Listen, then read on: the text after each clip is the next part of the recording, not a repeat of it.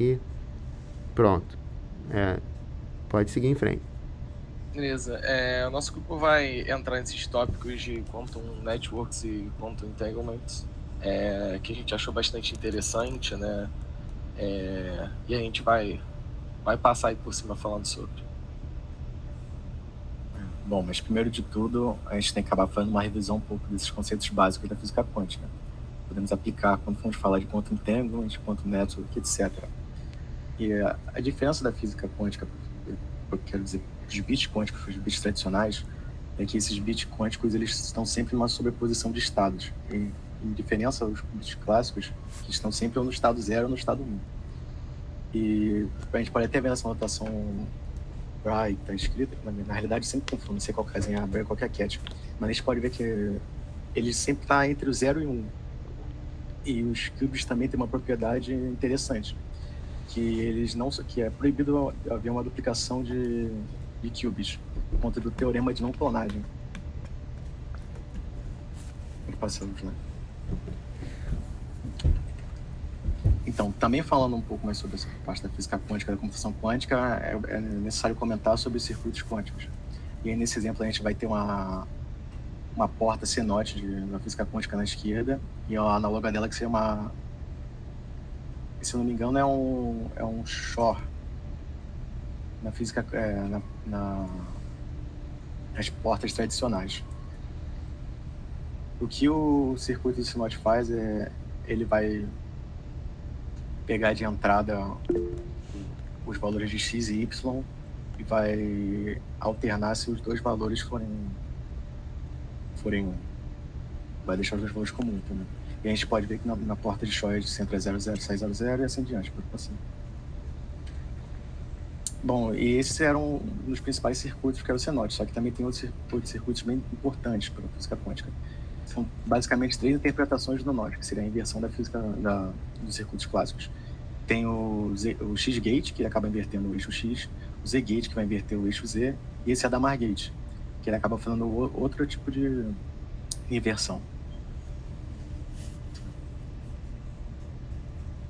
Outra parte que é interessante a gente comentar é a medição desses qubits, que é basicamente a gente vai testar ou manipular esses sistemas de qubits e vai encontrar um resultado que vai ser um bit normal. A gente vê que a linha unitária está entrando no qubit, a essa medição e acaba saindo um bit clássico. E, bom, para a gente ter um exemplo melhor dessa parte de sobreposição, de medição, a gente pode pegar o exemplo do gato de Schrödinger, que são os mais famosos, em que, para ser bem prático nesse caso, é colocado um gato numa caixa e tem um dispositivo que pode acabar soltando um veneno tóxico que tem 50% de chance de ser acionado. E se esse veneno for solto, ele acaba matando o gato. Só que enquanto o gato está dentro da caixa, que a gente não tem acesso a esse sistema, o gato acaba estando num estado de sobreposição. Então ele está vivo e ele está morto. E como exemplo de medição que a gente pode acabar tendo, seria quando a gente fosse tirar essa caixa desse sistema para observar o que há lá dentro. O gato vai parar de estar no estado de sobreposição entre vivo e morto e vai estar em apenas um estado, vivo ou morto, que é como se fosse cuspindo o bit clássico, 0 ou 1. E agora a gente vai começar a falar um pouco mais sobre essa parte da física quântica aplicada nas redes também. Essas partes vão acabar comentando sobre como vai ser a leitura de um qubit. Vai comentar que a gente não pode reenviar um qubit, porque como a gente não pode clonar o qubit, se ele for perdido na entrega, a gente não consegue fazer esse envio de novo. Vai comentar também que se 2 qubits estão entangleados, emaranhados, e for feita a medição em um, a gente vai saber o resultado do outro a partir disso. Pode passar. Mas também vamos falar de algumas limitações que acabam acontecendo. Porque, por exemplo, os qubits são muito influenciados pelos ruídos. E, por conta disso, acabam conseguindo ser transportados por distâncias bem menores do que as informações clássicas. Sem contar que eles acabam tendo também limitações por conta do meio de transporte deles. Porque, embora essas medições, esses resultados, essas manipulações de qubits possam ser dadas em uma velocidade maior até do que a velocidade da luz, como nós temos que, por exemplo, usar, num dos melhores casos, uma fibra óptica para pegar um resultado de um lugar e mandar para o outro, vai acabar sendo gargalada pela velocidade da luz.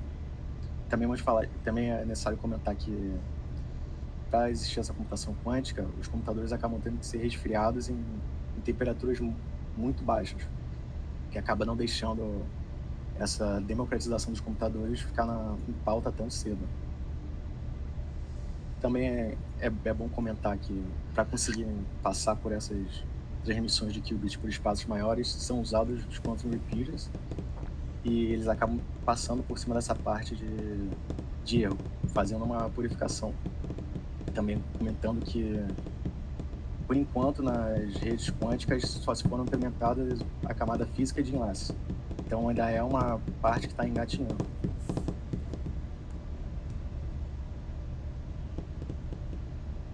Bom, vou acabar falando aqui sobre conceitos que já foram explicados por outros grupos,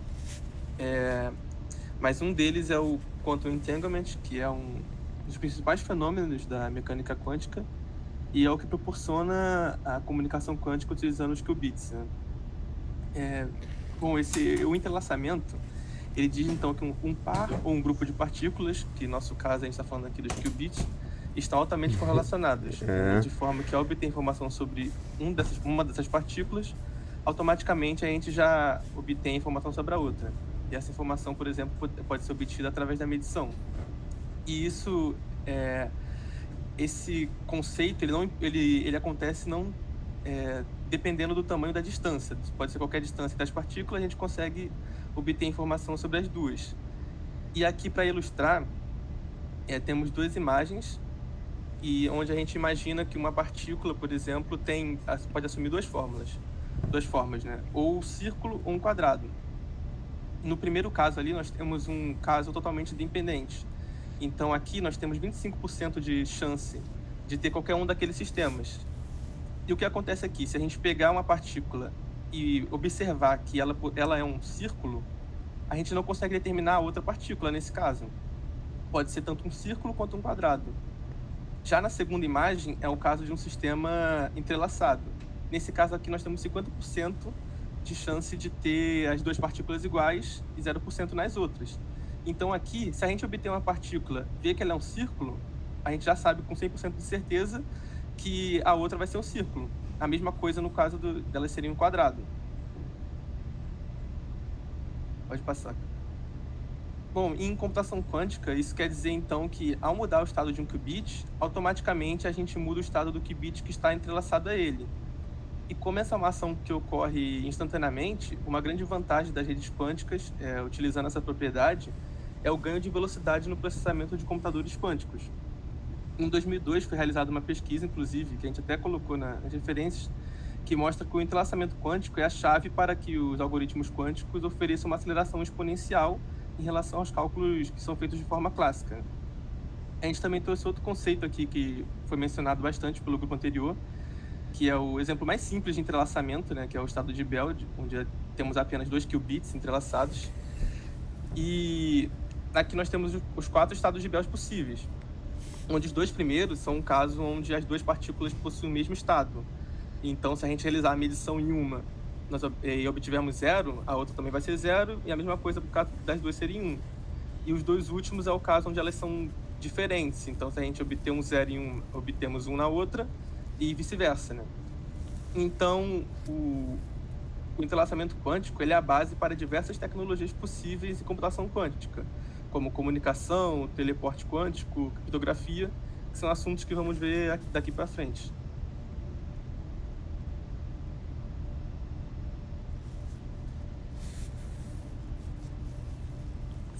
Então, consegue me escutar, né? Sim. Sim. Ah, então. Para começar essa parte de redes quânticas, dando continuidade com o Quantum Entanglement, acho que a parte mais importante é a questão do teletransporte quântico, né? E o que é o teletransporte quântico? Evidentemente, é uma forma de você fazer o teletransporte de uma informação de um estado quântico a respeito de uma partícula quântica para outra partícula quântica. E como isso acontece, né? Isso está relacionado diretamente com o Quantum Entanglement, que foi o que foi dito comentado agora há pouco. Ou seja, entre 2 partículas quânticas que foram geradas a partir da mesma partícula original, através de algum decaimento, essas partículas compartilham o estado quântico. Um exemplo clássico dessas, foi que também já foi falado em outras apresentações, é a questão do Bell's pair, o par de Bell. São partículas que compartilham estados opostos. Então, se uma tem um spinning para cima, vertical, a outra tem que ter esse spinning para baixo. Então elas têm posições opostas dessa forma. A ideia do teletransporte quântico é usar esse entrelaçamento quântico que diz respeito à localidade, ou seja, em qualquer espaço, a qualquer distância arbitrária de quilômetros entre as duas partículas, elas vão permanecer interligadas. Enfim, é utilizar essa informação para transportar a informação de um canto para o outro. E como esse transporte de informação funciona? Imaginando que existam duas pontas segurando cada uma delas numa partícula entrelaçada, uma das pontas pode querer transportar a informação quântica de uma partícula X para outra ponta. A forma de fazer isso é, usando a partícula entrelaçada que essa ponta segura e interagindo ela com a partícula X que ela quer para transmitir a informação, ela vai poder gerar uma nova informação e fazer uma medição em cima disso. Essa medição realizada em cima da partícula interagida, ela vai causar uma alteração no estado da partícula na outra ponta. E aí, na hora que a outra ponta for fazer a medição da partícula B, que não foi interagida com a partícula original, ela vai obter um resultado em detrimento dessa mistura original. O problema é que B não tem como saber que A realizou essa mistura, essa interação entre partículas. Então, a priori, a realização da medição na partícula B não gera nenhuma informação para B. Porém, com a informação clássica, e aí é o respeito de que, apesar disso, a gente não consegue fazer a informação viajar mais rápido que a velocidade da luz, então a gente não descobriu um meio de transporte de informação instantâneo, é que B só consegue deduzir alguma informação a partir da medição da partícula que ele segura, a partir de uma informação vinda de A, informando o tipo de experimento e de interação que ele realizou entre as partículas. Dessa forma, B consegue fazer algum tipo de operação reversa e, a partir disso, recuperar a informação original que foi interagida com a partícula original. Esse diagrama que a gente mostra lá dá uma ideia disso. A gente tem um par de Bell interagindo ali embaixo, que são as duas linhas selecionadas por esse colchete. A partícula de cima, né, é interagida com uma partícula X, é feita uma medição a partir dela, e utilizando a informação clássica, que é enviada por meios clássicos, ou seja, internet e outros caminhos, para outra ponta, é possível que a outra ponta realize medições e recupere a informação original. Então a gente vê, por exemplo, a partícula, o recebimento da interação indo para X, e depois a operação Z retornando a partícula original na ponta de baixo. Então você vê que lá na ponta de baixo, o cat que a gente tem é o X, que é a partícula que a gente interagiu em primeiro momento. Então é assim que o transporte de informação quântica acontece. Uma das pontas faz essa mistura e, passando a informação do tipo de referência que ele fez entre as duas partículas, a outra ponta consegue deduzir a informação original, sem que a informação original jamais tenha sido transmitida por nenhum meio clássico. Então esse é uma espécie de transporte quântico. Pode dar consequência. E aí, isso, obviamente, vai fundamentar a base para a comunicação quântica, né? A ideia vai ser transmitir informação através de transporte quântico, em vez dos meios clássicos, né? É claro que a gente está sempre limitado à velocidade dos meios clássicos. Hoje não é uma coisa universal, como eu disse, a gente não consegue quebrar a velocidade da luz, mas a ideia é que, usando desse tipo de artifício, a gente consegue construir uma comunicação muito mais segura. E hoje a aplicação mais recorrente disso, mais conhecida disso, é exatamente a questão da distribuição de chaves quânticas. Então, através de um processo parecido, também abusando do quantum entanglement, a gente consegue gerar um par de chaves que vai ser usado para decifrar a informação. E aí, uma vez esses par de chaves gerados, a gente consegue, usando o quantum teletransportation ou até mesmo de comunicação clássica, se comunicar sem o risco de ter informação comprometida no meio do caminho. Pode passar para o próximo slide. E aí a ideia dessa distribuição de chaves quânticas, ela se baseia nessa ideia do quantum entanglement e do quantum teleportation. E para isso existem infinitos protocolos que hoje são aplicados para esse tipo de procedimento, né? Existem várias formas de fazer isso. Existem formas que uma única fonte geradora de fótons distribui fótons para duas pontas e elas inferem as chaves a partir desse momento. E existe esse procedimento, que é o que está explicado aí, que é o BB84, que o que acontece basicamente é que apenas uma das pontas tem um gerador de fótons. Então a gente tem aí o exemplo de Alice e Bob, que é o clássico. E a ideia é que Alice segura um gerador de fótons e Bob segura um receptor. Então a ideia é que Alice vai gerar fótons para Bob e na frente do gerador de fótons ela vai impor um filtro. Esse filtro vai fazer uma barreira, de onde só vão passar fótons que estejam com spinning na direção daquele filtro. Então ela pode fazer uma medição, por exemplo, vertical, Eles só vão passar spins que tem partículas com spin vertical, ou horizontal, ou até na diagonal. E aí, para casos entre 45 graus, por exemplo, se eu envio um fóton que tem um spin vertical e eu estou segurando um filtro que está na diagonal, ele vai ter 50% de chance de retornar 1 ou 0, né? A medição pode ser positiva ou negativa, com 50% de chance para cada caso. E a ideia é que na outra ponta de Bob, que está recebendo os fótons, ele arbitrariamente e aleatoriamente escolhe um filtro para segurar também, de forma que ele vai fazer uma medição do fóton que está chegando. Essa medição, é claro, pode ser equivalente ou não com um tipo de fóton que a Alice está enviando. E a ideia é que no final, tendo os dois, cada um, a sua tabela de medições, eles podem compartilhar isso e, sabendo cada um deles o resultado, inferir uma chave pública. E qual é a vantagem de segurança em cima disso? A ideia é que se um terceiro membro tentar interferir na comunicação, interceptar o fóton que vem de Alice no meio do caminho e realizar uma medição, ele, dependendo da medição que ele realizar, ele não tem como saber qual foi a informação original que Alice estava enviando. Então, como, pelo princípio de não clonagem, que já foi falado no começo do slide, como esse terceiro elemento não Obrigado, consegue que boa replicar o prova. fóton que ele recebeu, Tchau. ele dá sequência na passagem desse fóton para Bob, ele precisa arbitrariamente escolher um filtro, que não necessariamente vai ser o mesmo que o que Alice enviou. Então começa a haver incoerência de informação. E no final desse processo, quando existe a comparação entre a lista de filtros que Alice usou e a lista de filtros que Bob usou, isso pode ser compartilhado publicamente, apesar de se saber os filtros que foi usado em cada ponta, só as duas pontas sabem os resultados, quando eles percebem incoerência entre as chaves simplesmente não batem, porque houve interferência no meio do caminho. Então a ideia é que, usando o fato de que partículas,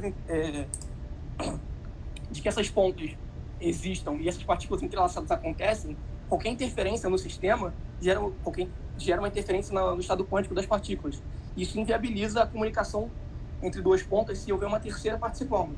Então a ideia da distribuição de chave quântica é essencialmente não criar realmente um sistema super robusto de chaves inquebráveis, mas tornar que seja impossível você distribuir chaves no sistema aberto sem que você saiba que está sendo escutado. Esse é o protocolo BB84. Existem outros, alguns mais refinados, alguns menos, mas em geral essa é a ideia. E a ideia é que, uma vez distribuído esse sistema e usando essas mesmas propriedades de entanglement e teletransportation, as pontas conseguem se comunicar, passando informação entre si e garantindo a segurança da informação que transita entre elas. Pode passar. Então, agora, depois disso tudo, né, de ver todas as maravilhas que a gente acaba encontrando, né, com esse teleporte quântico, comunicação quântica, né, tudo sendo moldado em cima do emaranhamento entre as partículas, a gente começa a parar para pensar, né, tudo bem, mas aí a gente só consegue gerar esse par de partículas emaranhadas de uma fonte só. Então, se eu quero botar uma partícula em um lugar e uma em outra, teria que começar de um ponto e ir esticando elas, cada uma para um lado. Porém, com a identificação, né, da troca de emaranhamentos, isso já se torna possível. Você consegue teletransportar, né, o emaranhamento que estava entre duas partículas para outras duas que nunca se encontraram, né? E a forma que isso é feito, como vocês podem ver na imagem ali na direita, né, a gente tem dois pares, o A e o B, e o C e o D, né, que já estão emaranhados. E aí você pega o B e o C, coloca, por exemplo, manda para um laboratório no meio do caminho. Esse próprio laboratório vai fazer a medição de Bell, né, dessas duas partículas, e aí vai enviar informação. Nesse caso da imagem, né, ele acaba enviando informação para A e D sobre o sucesso da medição. Porém, você só precisa mandar para um dos lados. Por exemplo, se ele só manda para A, né, o A vai ver, vai receber essa informação, vai fazer uma alteração, né, na partícula, né, vai fazer alguma alteração, alguma atividade, e aí esse A vai estar emaranhado ao D, e o D pode ser 100% passivo, ele pode simplesmente não saber de nada e do nada, estou emaranhado aqui. Então, isso é bastante interessante, até como um outro grupo falou, que você consegue utilizar esse mecanismo para você ir fazendo várias trocas, né, de emaranhamento, para você no final ter uma comunicação ponta a ponta entre partículas que estão extremamente distantes e que ia ser muito custoso de você gerar essas duas partículas e levar, né, diretamente para esses pontos. Então é como se fossem... Isso até me lembrou um pouco como se fossem algumas centrais, né, de comunicação, onde você, em redes mesmo, onde você não necessariamente precisa estar se comunicando diretamente com a pessoa no final. Você tem ali um meio um meio do caminho que vai te agilizar nisso. Você só precisa chegar nesse meio. Você não precisa criar um fio telefônico daqui até a casa do teu tio. Você vai diretamente ali para a rede telefônica e de lá vai ser distribuído até chegar na casa do seu tio. Então, a ideia aqui é que você consiga fazer isso para esse emaranhamento entre duas partículas, que eu achei bastante interessante assim e que pode acrescentar muito. Então, né, o que a gente pode tirar disso tudo, né? De todas essas... Acho que é até interessante de todas as palestras, né, que os grupos fizeram, né? O pessoal veio falando muito sobre computadores quânticos, né? Que hoje em dia, os computadores, todo mundo aqui é 64 bits. Imagina que se daqui a, sei lá, 5, 10 anos, sejam todo mundo com 64 qubits, que no caso seria 2 elevado a 64 ele ia conseguir fazer contas aritméticas de 2 a 64. Então, isso aumenta muito, né, o poder de processamento dos computadores, sempre acabando colocando em risco, né, as criptografias atuais, né, e tendo, obviamente, o desafio de evitar perturbações, como o grupo até anterior falou, né, explicou bastante sobre ruídos, possíveis perturbações que podiam atrapalhar o sistema. Então, já existem estudos em cima disso para evitar. Em 2019, né, teve um grupo, né, de cientistas que fez um experimento muito interessante de conseguir realizar esse transporte quântico entre dois chips de computador, né?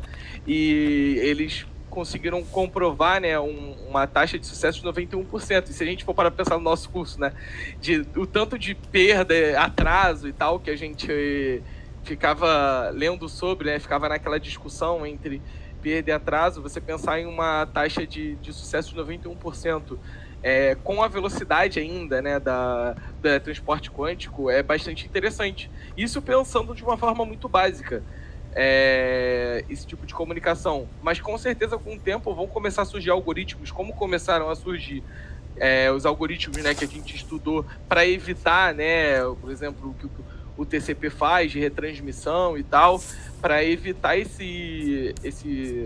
para aumentar o sucesso, né, na taxa de transmissão. Então, isso vai poder ser aplicado em circuitos quânticos, né?